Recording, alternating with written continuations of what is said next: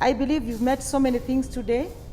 I believe each one of us is passing through some crisis which we've been talking about. But I want to thank God that He has promised to walk with us. He is seated at the right hand of God, interceding for all of us. Our families will be intact at the end of the day because of His grace, not our efforts. And we really thank God. So this evening, as we share together, I want to greet all of you in the name of Jesus Christ. I'm Pastor Beatrice Mochoki, and I thank God for the opportunity to share His word with you. Wherever you are, whatever you are doing, I want us to take time and just share the word of God. We are going through many things. We are going through different issues. But the bottom line is we are in crisis, the whole of the earth. But we thank God that He has decided to walk with us. And He has said, "You'll never leave us, nor forsake us." As we've been taught before about crisis, that we are in in a spiritual war. Last Bible study, we were taught about the life of Paul, from Saul to Paul. And I want to just continue and talk about leadership, because leadership is God's purpose for every Christian. God created man in His own image and His likeness. And the purpose that He created us in His likeness and His image is to reflect who He is to the world. It is to show the world who God is in us. It has been God's desire to work together with the human being. God is able to work alone. God can do everything without human. But He decided to work with human beings because He wanted to give us opportunity to share His love with the world. In Isaiah 60 and verse 3, the Bible talks of how Gentiles shall come to our light. It says, "And the Gentiles shall come to your light, and kings to the brightness of your rising." God is talking, the word of God is talking about the great things you do to us, and will be a light set on a hill. That the Gentiles, those people who do not know God, those people who have no relationship with God, will look at our lives and see what God has done and desire to know Him. They will come to ask us to show them our ways because of the light in our lives. And kings represent high lifted people, people in authority. They will come because of the brightness of how we are being lifted up in different capacities of our lives, in different levels of our lives. Before God said anyone, He has to make him or her what He desired to use. God will not just use anything. He wants to deal with that individual that He wants to use. And all of us have been called to the kingdom to be vessels in the hands of God. We have to really accept that He is the one making us. It is not what we have gone through as people individually. It is not the knowledge we have acquired. It is not how much we know even how to read the Bible or how to pray. But it is the grace of God in us. The much we are deep-rooted in His word, that will be reflected by our character and by how much we reflect Him in His image and His likeness. And God does not use a perfect person, because there is none. Jesus said and told His disciples, "There is no one who is perfect apart from our Father in heaven." So we are all candidates to be perfected by the word of God. There is none that is perfect by himself or by herself.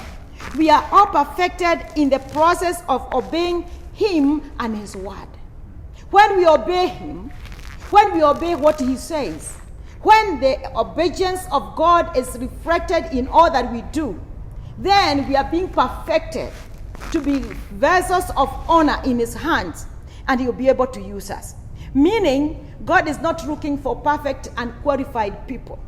God is not looking for people who can speak the best English or can do the best way things they know. But God is looking for willing vessels who can be perfected by obeying his word.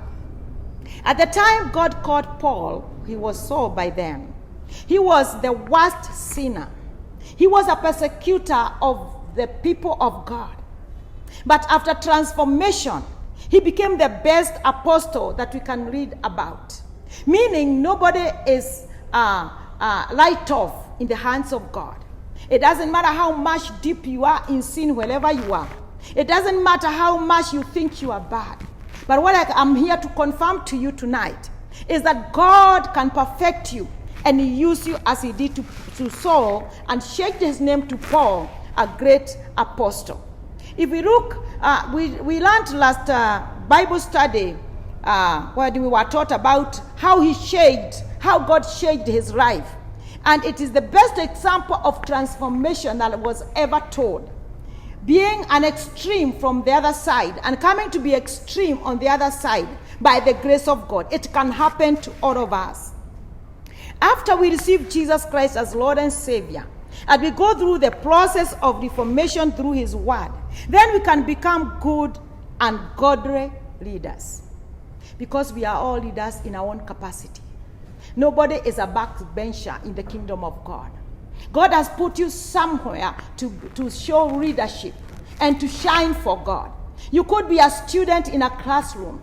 God is making you being there at this time so that you can show the other young ladies or young men what you should be when you're in Christ Jesus. What character you should bring up in that position.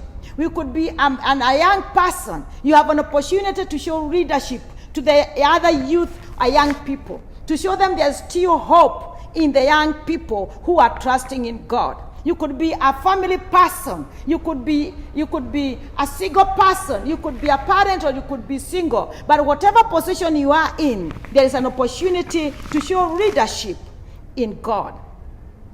Godly leaders lead by example. When you are a leader in the kingdom, when you have been made a child of God, you become automatically a leader in all that you're doing. And you lead by example. You don't tell people to do what you don't do. You don't tell anybody to do what you are not doing yourself. Best leaders are the people who are more and more like Jesus in his likeness and in his image. I think I had mentioned that whatever we do, it is summed up and compared to how Christ would have done if he was on earth. Your situation is weighed by the action of Jesus Christ when he was on earth. That's why he took the body of human, and although he was God, he went through what we are going through today so that we can have a reason to say, as a human being, through the grace of God and the infilling of the Holy Spirit, we are able to stand and be like Jesus and behave like him. In our crisis, we can behave like Jesus. In our crisis, we can behave like we are not normal. The normal way of the world is doing things which benefit somebody. But in the kingdom, we do all that we do to benefit the kingdom of our Father, to bring glory to him who called us. Just like Jesus said, I brought glory to you, Father. And now is your time to show up and show your glory in my life. This is my prayer today, that we shall see what God is planning for each one of us. And I want to really thank God that as we continue, everyone is a leader in one way or another. I'd say that. We lead in different capacity so as we can influence the people who we are leading positively. You could be a leader, but you are leading people backward. But what the leadership that God is talking about through the example of Jesus Christ is a leadership that is positive. Positively, we lead people. They look at us and desire to become like us, to follow us as we follow Jesus. And most of the times, we are not doing that because we are perfect. But we are doing that because we have put our hope and trust in God. The God we put our hope and trust in is not like a human being. He will never be tired of you, no matter how down you are, no matter how useless you look to people. Right now, you could be in a position and a situation where you feel like you're not important at all. You reach a point of giving up your life. But I want to encourage you today. There are many people who are ahead of us, and they made it. And we are in a really where we are passing the baton to the next generation. We must not drop the baton. We must fight to the end, because it is not by might, it's not by power, but by the grace of God. He has promised to walk with us. As we climb high, the highest mountains, He is with us. As we go down deep the valley of the shadow of death, He is with us. He has promised never to leave us nor forsake us. The influence we should bring out as leaders in the capacity we are in is the positive influence by studying and knowing the Word of God, by listening to the whispers of the Holy Spirit, by deciding to be filled with the Holy Ghost, because by ourselves we cannot make it. And I want to thank God that today we have an opportunity to share together, because we said no one is perfect, but we are being perfected as we obey this word. It's amazing. In Matthew 28:19, the Bible says, "Therefore go and make disciples of all nations, baptizing them in the name of the Father, of the Son, and the Holy Spirit." This is the greatest commission that Jesus left for the disciples. And every born-again Christian, we have a responsibility of telling someone else about the love of God. We must not be selfish to be comfortable with what we have, but we should give it out with all the strength that we have and try to show the others how good it is to believe in this gospel and to trust in this God who does not change even during crisis. When people are crying for help, we have known one thing: He will never leave us nor forsake us. When you are crying in deep sorrow, God has promised to walk with you. And this is the greatest joy we have. For us to make others disciples, we must become first. There is the becoming that God expects from us. There is the becoming, being transformed, coming out of yourself and giving up your life, entering into the life of Christ totally, leaving all that you knew, leaving all that would have benefited you, like Paul said. Whatever I gained, I called it dung. I saw it as nothing to achieve and to attain the greatness in God. This is my prayer today. The Lord will help us to become fast. Before you tell somebody else about the love of God, become like Him. Be multiplied like in the likeness of Jesus Christ, being like God, being like the Son, and it shall be well. We shall not struggle to show people who we are in God. Then through us, the nations will turn to God and become what God planned for each one of them. That is what God planned for all of us in the universe. There is no one that God does not know. There is no one too small for God to notice. There is no one too useless in the sight of God. God has a reason to come down for only one, because He did not come for sinners, but He came for all of us that are willing to follow and to dedicate our lives to Him. What I have known is that when God comes and saturates us in His love, we are taken over by the Holy Spirit, and He guides us in every step, and He takes over our lives, and now we are able to shine for God. And that way we are able to be seen by the Gentiles and by those who do not know Him and desire to know Him. We must all remember, without faith it is impossible to please God, because anyone who comes to him must believe that he exists and that he rewards those who earnestly seek him. Hebrews 11:6. We have to know it's not by our might. It is not by our power.